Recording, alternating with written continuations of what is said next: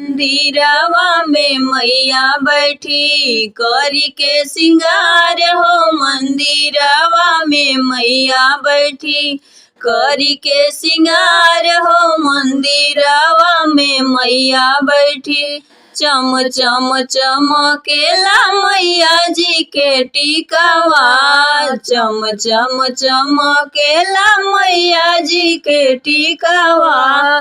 टीकावा में लागल बाड़े, टीकावा में लागल बाड़े पतिया हजार हो। मंदिरवा में मैया बैठी करी के सिंगार हो। मंदिरवा में मैया बैठी टीकावा में लागल बाड़े, टीकावा में लागल बाड़े पतिया हजार हो। मंदिरवा में मैया बैठी करी के सिंगार हो। मंदिरवा में मैया बैठे खन खन खन केला मैया जी के चूड़िया।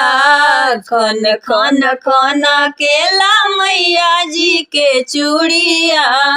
कंगना में लागल बाटे, कंगना में लागल बाटे मीरा हजार हो। मंदिरवा में मैया बैठी कंगना में लागल बाटे, कंगना में लागल बाटे नगवा हजार हो। मंदिरवा में मैया बैठी करी के सिंगार हो। मंदिरवा में मैया बैठी करी के सिंगार हो। मंदिरवा में मैया बैठी कमर में सोए माई के लाले लाले सड़िया।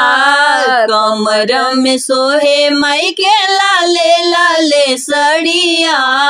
चुनरी में लागल बाटे, चुनरी में लागल बाटे मोटा हजार हो। मंदिरवा में मैया चुनरी में लागल बाटे, चुनरी में लागल बाटे गोटा हजार हो। मंदिरवा में मैया बैठे करी के सिंगार हो। मंदिरवा में मैया बैठी करी के सिंगार हो। मंदिरवा में मैया बैठी गम गम गम केला चोटी के गजरवा।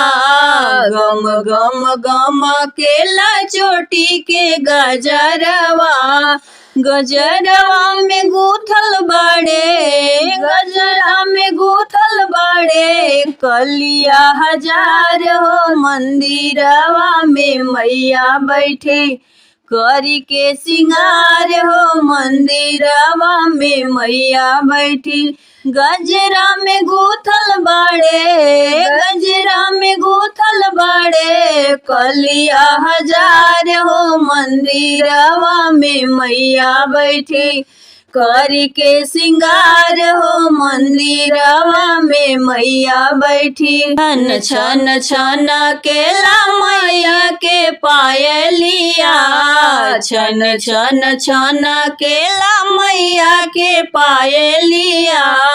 पायल में लागल बाड़े, पायल में लागल बाड़े घुंघरू हजार हो। मंदिरवा में मैया बैठे करी के सिंगार हो। मंदिरवा में मैया बैठी पायल में लागल बाड़े, पायल में लागल बाड़े घुंघरू हजार हो। मंदिरवा में मैया बैठी करी के सिंगार हो। मंदिरवा में मैया बैठी करी के सिंगार हो। मंदिरवा में मैया बैठी चम चम चमकेला मैया जी के बिंदिया।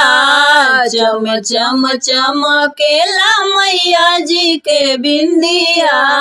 बिंदिया में लागल बाटे, बिंदिया में लागल बाटे हीरा मोती लाल हो। मंदिरवा में मैया बैठी करी के सिंगार हो। मंदिरवा में मैया बैठी बिंदिया में लागल बा मोतीलाल हो मंदिरवा में मैया बैठी करी के सिंगार हो मंदिरवा में मैया बैठी करी के सिंगार हो मंदिरवा में मैया